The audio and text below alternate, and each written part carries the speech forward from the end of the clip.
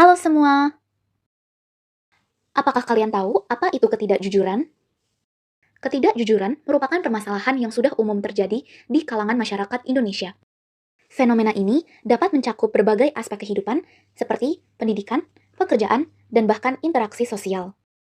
Ketidakjujuran ini dapat terjadi karena adanya beberapa faktor yang mendorong seseorang melakukan tindakan penyimpangan seperti ini. Salah satu contoh bentuk ketidakjujuran yang seringkali masih terjadi, yakni plagiarisme. Plagiarisme dapat terjadi dengan ketidaksengajaan karena ketidaktahuan atau sering disebut ignorancy atau sengaja. Plagiarisme banyak terjadi dalam dunia pendidikan, khususnya dalam menyelesaikan tugas-tugas, khususnya tugas-tugas yang tertumpuk atau mendekati deadline. Inti dari plagiarisme di sini yaitu mengutip pendapat orang lain tanpa menyertakan sumber asalnya, seolah-olah pendapat tersebut murni hasil pemikirannya. Tindakan ini termasuk ke dalam pelanggaran hak cipta yang telah diatur dalam perundang-undangan. Dalam dunia pendidikan, plagiarisme termasuk kejahatan intelektual yang tergolong dalam hukum pidana. Tidak hanya mahasiswa saja yang melakukan kecurangan seperti ini, tetapi hingga dosen maupun doktor masih ditemukan melakukan tindak pidana seperti ini. Menurut Kementerian Pendidikan, Kebudayaan, Riset, dan Teknologi, dalam kurun 10 tahun terakhir, jumlah kasus plagiasi karya ilmiah di Indonesia cenderung mengalami peningkatan. Menurut situs www.censorplagiarism.com, dalam Sukayasih tahun 2018, menyatakan bahwa pada tahun 2016, hampir 80% mahasiswa pada semua strata pernah melakukan kecurangan akademik setidaknya satu kali selama menjadi mahasiswa. Sementara itu, dalam jurnal The Psychological, dalam Sukayasih tahun 2018 melaporkan, sebesar 36% mahasiswa sarjana melakukan plagiarisme di karya tulisnya. Sedangkan, merujuk data dari Education Week, dalam Sukayasih tahun 2018, menyatakan sebanyak 74% siswa melakukan ketidakjujuran akademik serius. Kasus plagiasi yang menjerat dosen IPB University pada tahun 2010.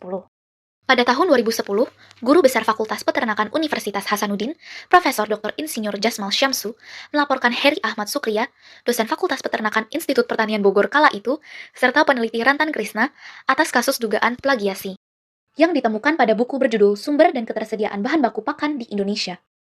Menurut beliau, ditemukan beberapa tulisan dan data-data dalam tabel yang diambil dari tulisannya di Jurnal Wartazoa volume 13, nomor 1, tahun 2003. Yang berjudul Daya Dukung Limbah Pertanian sebagai Sumber Pakan Ternak Ruminansia di Indonesia. Namun, karena keterbatasan akses kami kepada buku tersebut, kami hanya mampu mendapatkan cover dari buku tersebut sehingga tidak dapat melakukan perbandingan nyata dari dugaan plagiasi tulisan dan data-datanya. Menurut pernyataan Jasmal yang ditulis pada koran elektronik Kompas, plagiasi ditemukan pada halaman 17, 18, 33, dan 35, serta tabel data pada halaman 156 sampai 159. Hal ini disebabkan karena Heri dan Rantan tidak mencantumkan sumber atas tulisan dan data-data tersebut. Undang-undang yang dilanggar adalah Undang-Undang Nomor 19 Tahun 2003 Pasal 15A yang berbunyi, penggunaan ciptaan pihak lain untuk kepentingan pendidikan, penelitian, penulisan karya ilmiah, penyusunan laporan, penulisan kritik atau tinjauan suatu masalah dengan tidak merugikan kepentingan yang wajar dari pencipta. Heri dan Rantan tidak mencantumkan sumber dari tulisan serta data tabel dalam buku mereka berdasarkan pernyataan Jasmal. Apa kaitan plagiarisme dengan nilai dari sila Pancasila? Seperti yang dijelaskan tadi, plagiarisme ini merupakan tindak kejahatan yang dimana telah melanggar nilai dari dasar negara kita, yaitu Pancasila.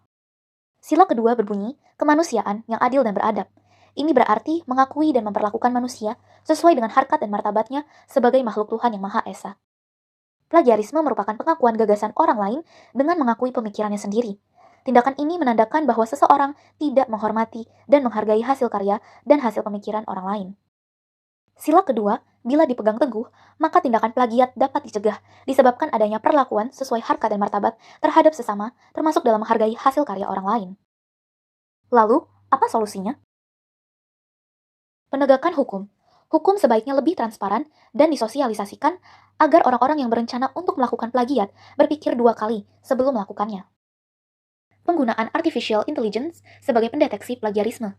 Terlihat bagian-bagian yang dianggap mirip atau diambil dari sumber tertentu sehingga dapat dibuat keputusan terkait tindakan lanjut yang diperlukan, seperti revisi, memberikan peringatan, atau mengambil langkah disipliner jika ditemukan plagiarisme. Sekian video dari kelompok kami yang beranggotakan Fatih Lukman Hakim sebagai pencari materi 1, Ikram Abrar sebagai pencari materi 2, Alisha Syafa Andieni sebagai pembuat animasi, Fitri Aulia Unisa sebagai pencari materi 3, dan Michelle Rowley Emanuela Lubis sebagai voice over. Terima kasih!